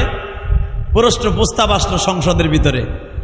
সর্বপ্রথম ফেরাউনের হাতের বিচার, কিভাবে তাকে মারা যায়। সবাই সিদ্ধান্ত দিল ফাঁসির মঞ্চে উঠে ফাঁসি দেন। আর একজনে বলল শুলি দেন। শুলি আপনারা চেনেন কিনা আমি জানি না। শুলি হলো ওই জামানায় বিশাল বড় একটা রড, বিশাল বড় একটা রড, আরো সহজে বুঝাই দেই। এই যে গাছ পাইলিং কয় না, গাছ পাইলিং, বড় একটা রড দেখছেন না, ওটার ভিতরে কিন্তু আর একটা বড় পাথর থাকে, ওইটারে গোল দেয় আর ধাম করে ছাড়ে, আর ওই পাথরটা কিন্তু ওর ভিতর দিয়ে বড় একটা লম্বা রড থাকে। ওই রডের মাথাটা কিন্তু অনেক সুসালি থাকে, দেখছেন আপনারা? আমার বাড়ি পাইলিং করার সময় দেখছি এইরকম ভাবে সুসালি থাকে। ওই সুসালি যায় যদি আপনার পেটের উপরে এমনি রাইখাও দেয়, ওই দিক দিয়ে বাড়ায় যাবে। শুলি এইটাকে বলা হয়। ওই জামানে এমন একটা রড আছিল, একটা মানুষ যদি লম্বা থাকতো 12 হাত, ওই শুলির রডটা থাকতো 16 হাত, এইভাবে টানানো থাকতো। পায়খানা রাস্তার ভিতর দিয়ে ওই রডটাকে এমনি বসায় দিত, আস্তে করে ছেড়ে দিয়ে যাতা দিত, পায়খানা রাস্তা দিয়ে রডটা ঢুইকে মাথার তালু দিয়ে বের হয়ে যেত। এটাকে বলা হয় শুলি। 2 দিন 3 দিন থাকার পরে এমনি মারা যাইতো মানুষটা। মারা যাওয়ার পরে তারা নামাইয়া আগুন দিয়ে জ্বালাই দিত, এটাই ছিল শুলি। তো একজন সিদ্ধান্ত দিল, বউ যখন আপনি উলাঙ্গ করে শুলি দিবেন, এটা দেখতে কেমন দেখা যায়। খোদার বউ খুদি, যতই সে অপরাধ করুক, এইভাবে ল্যাংটা করে তার এই বিচারটা করে, এটা আমাদের কাছে শোভনীয় না। ফেরাউন বলল, আমারও তো মায়া লাগে, এত 100 বছর ঘর করলো আমার সাথে, ঠিক আছে আরে শুলি দিব না। একজনে বলল, ইব্রাহিম নবীর মতো আগুনের মধ্যে ফেলাও, নমরুদ যেমনি কাম করছে। ফেরাউন বলে, দেখ এত বছর ঘর করলো, আগুনের মধ্যে ফেলাবো, এটা হয় না। এরা ও যখন আগুনের মধ্যে জ্বলবে তখন আমার খুব কষ্ট লাগবে, একটা কাজ কর, অন্য কিছু আছে কিনা। কারো সিদ্ধান্ত উপনীত হলো না। শয়তান বড় মানুষের ভেষ ধারণ করে বলে, তোমার যদি দ্রুত তোমার মজা লইতে চাও, একটা মরার সিস্টেম আছে। কি? পৃথিবীতে আজও পর্যন্ত কেউ এইভাবে মারে নাই, সেই দৃষ্টান্তমূলক শাস্তি তুমি দাও, তোমার এই সাজাটা কিয়ামত পর্যন্ত মানুষের মনের মধ্যে থাকবো। ফেরাউন শয়তান, ওই শয়তানের বুদ্ধি নিয়ে বলে, সেটা কি? দুনিয়ার মানুষ এইভাবে বিচার করে, সেটা কি? শুলিতে চড়াইছে, আগুনে ফেলছে, ফাঁসি দিছে, সব বিচার হয়েছে, কিন্তু এই কোয়ালিটির বিচার পৃথিবীতে কেউ করে নাই, তুমি প্রথম করবা। সেটা কি? কড়ের মধ্যে তেল জ্বালাও, বিশাল বড় একটা কড়ই বানাও, মনকে মন তৈল ঢালো, তৈল ঢাইলে এটারে জাল দাও, জাল দিয়ে যখন থগর বগর উঠবে, পেঁয়াজু আলু সব বাজার মতো হবে, ফ্রাই করার মতো হবে, তেলের গরম, তখন তোমার বিবিরে আর তোমার কাজের বুয়ারে ছেড়ে দিবা। নাউজুবিল্লাহ বলেন না? সবাই সিদ্ধান্ত দিল, খোদা এটা নতুন একটা বিচারের কোয়ালিটি, এই আজও পর্যন্ত এই বিচারের কোয়ালিটি কোথাও হয় নাই, এটা আপনি খোদার দ্বারাই সম্ভব। আপনারা জানেন, বিশাল বড় কড়ই বানাইলো এই বদমাইশ, বিশাল বড় কড়ই বানাইয়া 3 দিন পর্যন্ত এই কড়ই জ্বালাইছে তেলে। বাজানরে 3 দিন পর্যন্ত কড়ইটা জ্বালার পরে এমন পরিমাণ গরম হয়েছে, আপনারা তো বুঝতে পেরেছেন। এত দামি দামি কাষ্ঠ দিয়ে আগুনটা জ্বালাইয়া যখন সমস্ত তৈলগুলা পেঁয়াজু ভাজার মতো থগর বগর করতাছে, সর্বপ্রথম মনে মনে ভাবছে, কাজের বুয়াটার আগে জ্বালাই, তারপরে দেখি আমার বউ ডরে আমারে মাইনে নেয় কিনা। বাজানরে কিন্তু মনে রাখবেন, আল্লাহর প্রেমের আগুন যাদের অন্তরে একবার জ্বলছে, ওরে দুনিয়ার কোন আগুনে ধরতে পারে না। কথা ঠিক না বে ঠিক? সর্বপ্রথম সিদ্ধান্ত হইল, আপনার কাজের বুয়ারে আগুনের মধ্যে ফেলাবার আগে ওই মেয়েটার, তোমার কাজের বুয়ার 3.5 বছরের মেয়েটারে ফেলাও। দুনিয়ায় একটা মাত্র দরদি আছে, নিজের জীবন দেয় সন্তানরে বাঁচায়। ঠিক না বেটি? ওই দরদিটা আর কেউ না, তার নাম কি?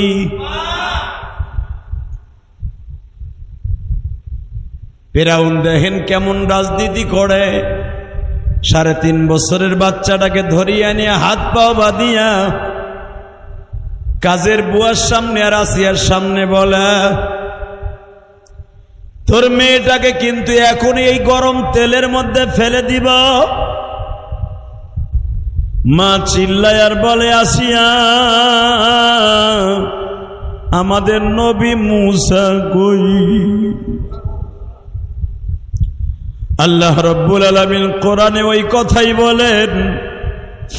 সূরা আম্বিয়ার ভিতরে মুসারে তাকায়া দেখ, দুনিয়ার আগুনে আমার কাজের বুয়ার মেয়েটা ঠিকই ফেরাই হয়ে যাবে, কিন্তু আমার জান্নাতি হাউজে কাউসার দিয়ে আমি আর মেয়েটারে গোসল দিব।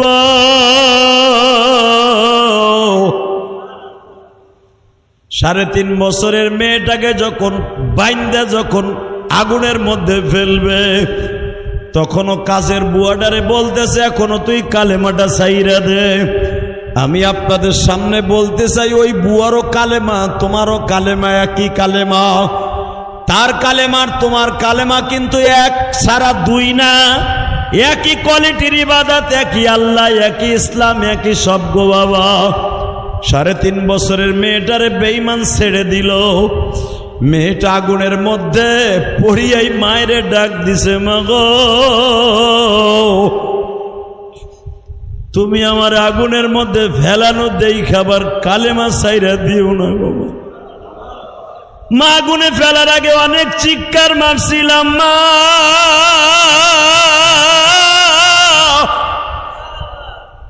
মনে করছিলাম এই তেলের মধ্যে বুঝি মৃত্যুর অনেক যন্ত্রণা গো মা, কিন্তু জানতাম না এই কড়ের ভিতর দিয়ে ডাইরেক্ট আমার মওলার বাড়ির রাস্তা গো মা। মেয়েটা এত জোরে জোরে চিৎকার মারে বাবা, এই চিৎকার বেঈমান বুঝে না, মা ঠিকই বুঝতে যায়। মা হাতটা বাড়ায় বলে, মা গো তুই যা,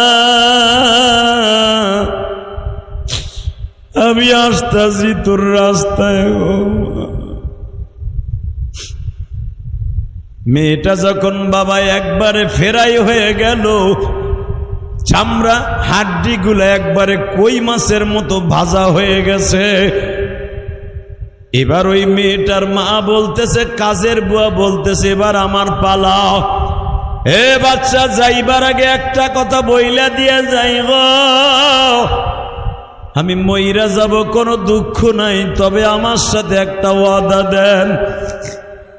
আমার 2টা মেয়ে, একটা ছেলে, আমার স্বামী আর আমি সহ এই 5 জন সদস্যরে আপনি কই মাছের মতো ভাইজা ফেললেন। আমার মনে কোনো দুঃখ নাই যদি আপনার বাড়ি অন্তত 18 বছর আমি কাজের বুয়া হিসাবে কাজ করছি, মুসা পয়গম্বরেরও খেদমত করছি, আপনার কাপড় চোপড়ও আমি ধুইয়া দিছি। আপনি একদিন আমার পরে খুশি হইয়া বলছিলেন, তুই আমার জামা কাপড় এমন ভাবে খেদমত করছস, বল তুই কি চাস। আমি একদিন বলছিলাম আমি আজকে কিছু চামু না, একদিন চামু, সেদিন দিবেন কিনা। তখন আপনি খুশির আনন্দে বলছিলেন, তুই যেদিন যা চাবি আমি তাই দিব। আপনি ভাবতে পারেন আমি বাঁচার লেগে বলবো আমারে ছাইরে দেন না। ওই দিনকার ওয়াদা যদি আপনি খোদা হিসাবে ঠিক রাখেন, এই জনগণের খোদা হিসাবে, তাহলে আমার সাথে যে ওয়াদাটা ছিল, আপনি বলছিলেন যা চাবি তাই পাবি। আমি শুধু একটা জিনিস চাই, আমার ফ্যামিলিতে 5 জন সদস্য, আমরা 5 দিনে তো কই মাছের মতো ফেরাই হয়ে যাব, ভাজা হয়ে যাব।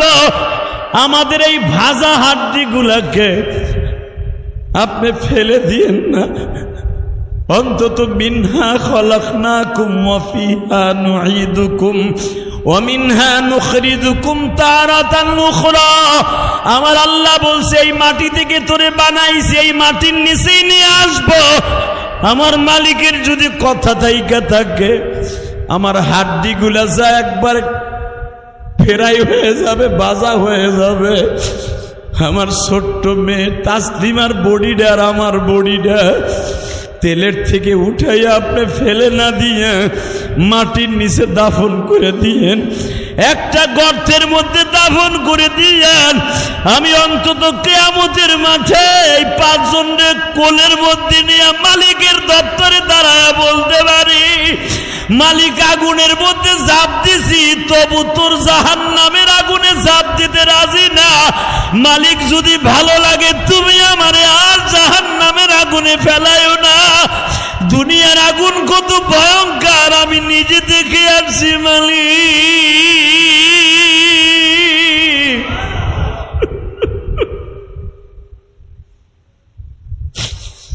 অন্তত আমার ছোট্ট আজ 3.5 বছরের মেয়েটাকে আমি বুকের মধ্যে নিয়ে আমার মাওলার আদালতে হাজির হব।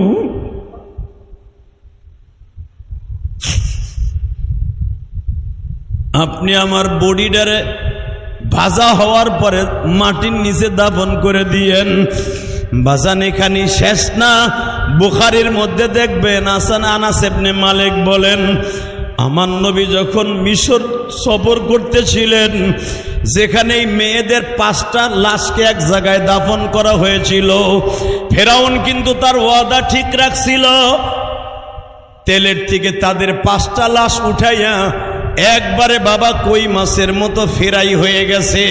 ফার্মের মুরগি ভাজলে যেরকম ভাবে ভাজা হয়ে যায়, গিরিল হয়ে যায়, সমস্ত চামড়াগুলা বাবা ভাজা হয়ে একবারে কড়কুড়ে হয়ে গেছে। এই লাশটারে উঠাইয়া মাটির নিচে দাফন করে। মুসা নবীর মাঝে আমার নবীর মাঝে 3000 বছরের ডিফারেন্স। নবী যখন এই কবরের পাশ দিয়া মিশর যাইতেছিলেন, আমার নবী আবু বকর ওমরের ডেকে ডেকে বলেন, কিরে দেখো তো কোন জায়গার থেকে জান্নাতের খুশবু আসতেছে, দেখো তো কোন গর্তের থেকে জান্নাতের খুশবু আসে। ওই দেশের বাচ্চাকে ডাক দিছে, ও বাচ্চা এই জায়গার ইতিহাসটা কি? বাচ্চা বইলা দিলেন, এই যে সেই কায়রো শহর, যেই শহরে ফেরাউন বাস করত, আর এই যে সেই রুম, যেই রুমের থেকে ধরিয়া নিয়ে এসে ওই কাজের বুয়ার মেয়ে তাসলিমা সহ 5 জনকে দাফন করা হয়েছিল। আমার নবী চোখের পানি দিয়ে ওমরকে বলে, ওমর রে তাকায় দেখ, ওই কঙ্কলের ভিতর থেকে জান্নাতের খুশবু আসতেছে। ওমর তাকায় দেখ, কিয়ামত পর্যন্ত এই পাহাড়ের থেকে জান্নাতের খুশবু আসবে রে ওমর। 3000 বছর আগে এই 5টা লাশকে এক জায়গায় গোপন করছে আমার মালিক। আমার নাকে জান্নাতের খুশবু, তোমাদের নাকে জান্নাতের খুশবু এনে দিছে। বাজানে এখনো পর্যন্ত এই পাহাড়টারে কিন্তু সীসা দিয়া ঢালাই দিয়ে রেখে দিয়েছে মিশরের বাদশা। আমি আপনাদের খেদমত আরজ করতে চাই, কাজের বুয়া যদি সে জান্নাতের খুশবু লইয়া পাহাড়ের নিচে ঘুমায় থাকতে পারে, ইমান রাখতে যাইয়া যদি কোনো মুহূর্তে কোনো বেঈমানের বিরুদ্ধে মোকাবেলা করার জন্য জীবন দিতে হয়, রাজি আছেন না নাই? রাজি আছেন না নাই? তাহলে দেখা যাবে আগামী কালকে কার ইমানে কত জোর আছে। হেফাজত ইসলাম বাংলাদেশ, যার কর্ণধর হলেন বাংলাদেশের সমস্ত শেষ উলামায়ে কেরাম। কথা বলেন না কেন? আপনি জানেন আগামীকালকে কেন ডাক দেওয়া হয়েছে? একমাত্র এই দেশের সরকার গঠন করার জন্য নয়, আগামীকালকে ইউনুস, ডাক্তার ইউনুস রে আর এই সমন্বয়কদেরকে টাইনা নামাবার জন্য নয়, এই তত্ত্বাবধায়ক সরকারকে নামাবার জন্য কালকে সরওয়ার্দী উদ্যানে জমায়েত করতে বলেন উলামায়ে কেরাম। শেখ হাসিনা যেদিনকা যেই আইন পাশ করতে চেয়েছিল, আপনাদের মনে আছে কিনা জানি না, এই আইন পাশ করার জন্য বাংলাদেশের শাহবাগীদের কিছু নটটুকি আর পতিতা পুরুষদের রাতের কাস্টমার, যারা পুরুষদের চরিত্রহীন করার জন্য যে সমস্ত কুত্তিগুলাকে রাস্তায় নেমে দিয়েছিল শেখ হাসিনা। কথা বলেন না কেন? সেই শাহবাগের চত্বর, বেজরমা চত্বর, সেই শাহবাগের চত্বরে শেখ হাসিনা নামাই দিয়েছিল রাজাকার রাজাকার বলে, আলবদর আলবদর বলে, হেফাজতকে চিরতরে স্তব্ধ করে দেওয়ার জন্য, বাংলাদেশকে নিস্তালাবত করে দেওয়ার জন্য, চিরতরে স্তব্ধ করে দেওয়ার জন্য সেই 5ই মে শত শত উলামায়ে কেরামের রক্তে রঙিন হয়েছিল সেই শাপলা চত্বরের কালো পিচ ঢালাই।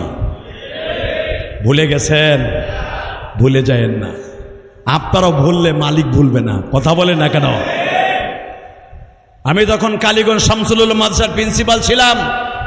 আমার মাদ্রাসার ছেলেদের 12টা ছেলে গুলিবিদ্ধ হয়েছিল। আল্লাহর কসম করে বলছি, এই ছেলেগুলাকে আমি ট্রিটমেন্টও করাইতে পারি নাই। যখন আমার কানে খবর আসলো 12টা ছেলে গুলিবিদ্ধ হয়েছে, চড়াগুলি, ছেলেগুলা মারা যাবে, এর ভিতরে 2টা ছেলে মারাও গিয়েছিল।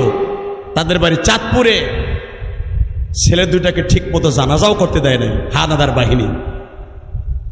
শুধু চোখের পানি ফেলছিলাম আমি জেহাদি। 12টা ছেলের 2টা ছেলে মাদ্রাসা আসলো, তাদেরকে খেতা কম্বল দিয়ে ডাইক্যা রাখছিলাম। কেন আওয়ামী লীগের হায়নাগুলো যদি জানে যে আমার মাদ্রাসার ছেলেরা গুলিবিদ্ধ হয়েছে, আমার মাদ্রাসা উড়াই দিবে। আমার কানে খবর আসলো, জেহাদি সাহেব, যদি আপনার মাদ্রাসার কোনো ছেলেকে পাওয়া যায়, মাদ্রাসা কিন্তু আজীবনের জন্য তালা মেরে দেব। কালীগঞ্জের বড় বড় নেতা গোতা হোতারা তারা এখন একটাও বাংলাদেশে নাই। উনরা এখন ঠিকই হেফাজতের হুজুররা ঠিকই আছে। তোমরা এখন যার যার বৌসল মেয়ে থুইয়া কোথায় কে আছে তুমি নিজেই ভালো জানো। কথা বলেন না কেন? কথা বললে বলতে হবে, কারণ উলামা একরামের কলিজা আল্লাহ আলাদা স্বর্ণ দিয়ে বান্ধাই দিছে। কখন কে আমারে রাস্তায় ফেলাইয়া মারবে, কে আমারে ফাঁসি দিবে, এই চিন্তা ভাবনা করে উলামা একরাম কথা বলে না। কথা বলে না কেন? আমি জানি এই সমস্ত বক্তব্যের দ্বারা আমাদের শত্রু পয়দা হয়, বন্ধু পয়দা হয় না, এটাও জানি। শত্রু পয়দা হলেই তো আমার লেগে ভালো। কথা বলে না কেন? তোদের হাতে মৃত্যুবরণ হলেই তো আমি শহীদ হয়ে যাব। কথা বলতে হবে, কারণ তুই যারে মারবি, তুইও যার কাছে যাবি, আমিও তার কাছে যাব। কথা বলতে হবে। এই মুসলমানের বলা, গতকালকে গেছি গোলাম বাজার, ওখানে মোল্লা ফারুক আছে না, মোল্লা ফারুক, যে কয়েকদিন আগে একটা লোককে কোবায় মারছে দিনে দুবারে। এই মুসলমানের বলা, একজনে বলতেছে দিনে দুহারে মানুষের সামনে কোবায় মারলো। আমি শুধু এতটুকুই বললাম, আপনি যদি কাউকে মারেন, বলা তাজিরি ওয়াজিরাতুন বিজরা উখরা, এটা আমার বাপের কথা না, কোরআন শরীফের কথা। আপনি যদি কাউকে অন্যায়ভাবে কোবায় মারেন আর গুলি করে মারেন, আল্লাহর কসম আপনি ওইভাবে মরবেন। কথা বলেন না কেন? আপনি মারবেন দিনের আলোতে, আর আপনারে মারবে কুত্তার মতো রাতের অন্ধকারে। কারণ আপনার মৃত্যু দুনিয়ার কেউ দেখবেও না, এমনকি এক ঢোক পানিও খাওয়াবে না। কথা বলেন আরো জোরে, আরো জোরে। শুধু একটা কথা বলতে হবে, এই দুনিয়া আসছে একদিন, মরবো একদিন। এই বাড়ি গাড়ি আমার না, আমার শুধু এই মসজিদটা। আলহামদুলিল্লাহ বলেন। শুধু আপনাদের খেদমত আরজ করতে চাই, যারা আমার পিছনে আজকে জুমার নামাজ পড়ছেন, আগামীকালকা সরওয়ার্দী উদ্যানে উলামা একরামের ডাকে যেতে হবে। রাজি আছেন না নাই? কে কে রাজি আছেন দেখে হাত তুলে দেখান তো দেখি। দেখান তো দেখি। খালি মুসলমান মুসলমান, হুডা ফুচ্চা মুসলমান, ঘোড়ার ডিমের মুসলমান। তুমি মেয়ে একদিনের কাম বাদ, যাবো কালকে ইনশাল্লাহ। ইনশাল্লাহ বলেন। প্রমাণ করে দিব যেই বিশ্বাগুলা পতিতাগুলা নারীর অধিকারের নামে সমকামিতা চালু করার জন্য শেখ হাসিনার কাছে আইন পাশ করতে চেয়েছিল। আপনি কি চান বাংলাদেশের সমকামিতা চলুক? সমকামিতা বুঝেন? গোড়ার দিন বলে চুপ করে বলেছে কুদ্দুস মিয়া। সমকামিতা মানে পুরুষ পুরুষের সাথে স্ত্রীর মধ্যে ব্যবহার করা। হ্যাঁ, নাউজুবিল্লাহ, বোর খেতার নিচে দিয়ে কইও। এই সমকামিতা জায়েজের পক্ষে কিছু হিজলার পতিতা রাস্তায় নামছে। এই আইন ডাক্তার ইউনূসের কাছে প্রায় ১৫০০ পৃষ্ঠার একটা বই লেখা এই আইন পাশ করার জন্য, নারী নীতিমালা, এই আইন লেখে এই আইন পাশ করার জন্য ওরা শেখ হাসিনারে দিয়ে পাশ করাইছিল। ওই আইন বাদ হয়ে গেছে, এখন ডাক্তার ইউনূসের কাছে ওরা আবার ওটা লয়ে গেছে। পুরুষে পুরুষে বিয়া, মহিলারা পোশাকের কোনো তো স্বাধীনতা থাকবে না। ইচ্ছা করলে জাইঙ্গা পরেও নামতে পারবে আমেরিকার মতো, ফ্রি সেক্স। ইচ্ছা করলে রাস্তায় নাইমা, বোরকা তো দূরের কথা, গেঞ্জিও পরতে পারবে, কিচ্ছু না পরুক, নেংটি আর বেড়া পরে রাস্তায় নামবে, কোনো কথা বলতে পারবে না। আইনি সহায়তা তাদেরকে ইউনূসের দিতে হবে। তারা ল্যাংটা হয়ে চলবে, কোনো পুরুষ কিছু কথা বলতে পারবে না, কথা বললেই তারে জেলখানা নিতে হবে। এই আইন বাংলাদেশে চলুক আপনি চান? হে মুসলমানের পোলা, তুমি চাও? চাও? চাও? যদি এই আইন চাও, আজকে আসিয়ার যে শুনলা, আসিয়াকে যখন উলঙ্গ করে যখন শুলিতে চড়ানো হয় প্রথম, তখন আসিয়া বলছিল, আমি যদি তোর জীবনে একটা রাত্র খেদমত করে থাকি স্ত্রী হিসাবে, আমার লজ্জা স্থানে অন্তত আমার ব্লাউজটার পেটিকোটটা খুলিস না। বেঈমান তখন ওটাও খুলে ফেলেছিল। আপনারা জানেন কোরআন শরীফের কথা, সূরা বাকারার মধ্যে আসছে, যখন মা আসিয়াকে একবার উলঙ্গ করে ফেলে, তখন আল্লাহ রাব্বুল আলামিন তার জান্নাত থেকে আসিয়ারে পোশাক পরাইছে। অতএব বাংলাদেশের নারী স্বাধীনতার নামে উলঙ্গ বেহায়াপনা বাংলাদেশে চলবে না। এটা শাহজালাল আমানির দেশ, এটা সরমনে আল্লাহর কুতুবের দেশ, এটা তাবলিগওয়ালাদের দেশ, এটা শর্ষিনে আল্লাহর কুতুবের দেশ। এই দেশে উলঙ্গ হইয়া রাস্তাঘাটে চলবি, পেটের মধ্যে আলকাতরা লাগাই দেব। কথা বলেন না কেন? অথবা এমন কেউ নামু, তোর মান নাম আর তোর বাপের নাম ভুলাই দেব। আর এই আইন যদি বাংলাদেশে ডাক্তার ইউনূস কেন, বাংলাদেশের যেই পাস করবে ওর বিরুদ্ধে আমাদের জিহাদ চলবে, যেমন শেখ হাসিনার বিরুদ্ধে জিহাদ চলেছিল। আল্লাহ আমাদের কবুল করুন। যাবেন তো ইনশাল্লাহ? ওরা যেরকম 1500 পৃষ্ঠার একটা বই জমা দিছে ডাক্তার ইউনূসের কাছে আইন পাস করার জন্য, আমরা দেব 15,000 পৃষ্ঠার এক বই। দেখি তোর কোন বাপে পাস করায়, তা খালি দেখব। কালকে বাইরে সবগুলো কান কোন ফাটায় হালাবো। ওই শাহবাগী যে কটা আছে প্রত্যেকটা কুত্তার কুত্তিরে জাগায় পুঁতা ফেলবো। রাজি আছেন না? ওর আর একবার রাস্তায় নামবে এই আইন পাস করাবার জন্য, যেখানে পাবো ওইখানে কুত্তার মতো কুবাইয়া জাগায় মাইরা ফেলবো। এটা ফিরাউনের জামানা না, এটা মুসলমানের জামানা। আসেন তওবা করি, আস্তাগফিরুল্লাহ রাব্বি মিন কুল্লি জামবিহি ওয়া আতুবু ইলাইহি লা হাওলা ওয়ালা কুওয়াতা ইল্লা বিল্লাহিল আলিয়্যিল আযীম। আল্লাহুম্মা আমিন। ربنا ظلمنا أنفسنا وإن لم تغفر لنا وترحمنا لنكونن من الخاسرين. اللهم اغفر لنا ولوالدينا رب ارحمهما كما ربياني صغير. রব্বুল আলামিন যদি একটু তাকায় দেখতা গো, হায়াতে জিন্দেগি কিন্তু আস্তে আস্তে শেষ হয়ে যাইতেছে। মালিক, ফিরাউন এত বড় ক্ষমতার মালিক ছিল, হাজার হাজার মানুষকে পোড়ায় মারছে, ফাঁসি দিয়া মারছে। আজকে সেই ফিরাউনের বংশে একজন মানুষও দুনিয়ায় বাইচে নাই। আল্লাহ, আবু জেহেল কত মারছে আমার নবীরে। আবু জেহেলের বংশে একটা মানুষ মক্কায় বাইজে নাই, কিন্তু ওমরের বংশের মানুষ, আবু বকরের বংশের মানুষ এখনো বেঁচে আছে।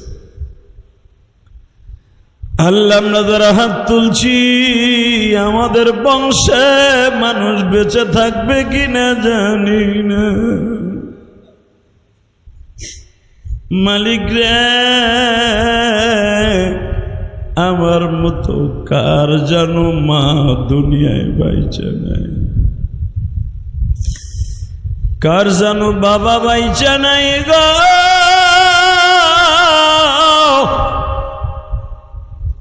কেমনে কবরে একা একা থাকব?